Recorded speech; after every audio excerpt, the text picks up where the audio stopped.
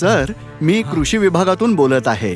तुमच्या खात्याचा तपशील किसान स्कीमसाठी अपडेट केला गेला नाहीये, ज्यामुळे तुमची 12,000 रुपयांची सबसिडीची रक्कम आमच्याकडे अशीच पडू नये. ओह, मग खातं अपडेट करण्यासाठी मी काय करू? तुम्ही वेबसाईटला भेट देऊन स्वतः अपडेट करू शकता किंवा तुम्ही काही तपशील सांगितलं तर मी अपडेट करून देईन. ठीक आहे, मग तुम्हीच अपडेट केलात तर बरं होईल. कृपया तुमच्या बँकेच्या खात्याचा तपशील आणि डेबिट कार्ड तपशील द्या. ठीक आहे. तुम्हाला एक OTP मिळेल. कृपया प्रोसेस पूर्ण करण्यासाठी तो शेअर करा.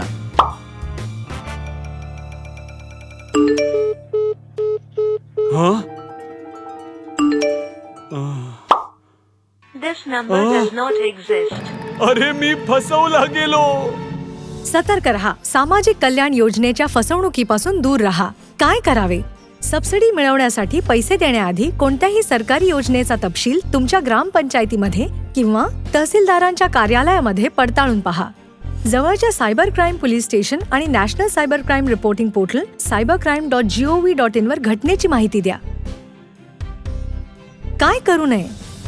कॉल्स करून दिल्या जाणाऱ्या सबसिडीवर कधीच विश्वास ठेवू नका. पात्र लाभार्थींचा डेटा राज्य सरकारकडे आधीच उपलब्ध असतो. तुमच्या जिल्ह्याच्या किंवा ग्रामपंचायतीच्या जनसेवा केंद्रात तुम्ही स्वतःला रजिस्टर केल्यानंतर सरकारकडून तुम्हाला लाभ दिले जातील. तुमचा OTP कोणालाही सांगू नका.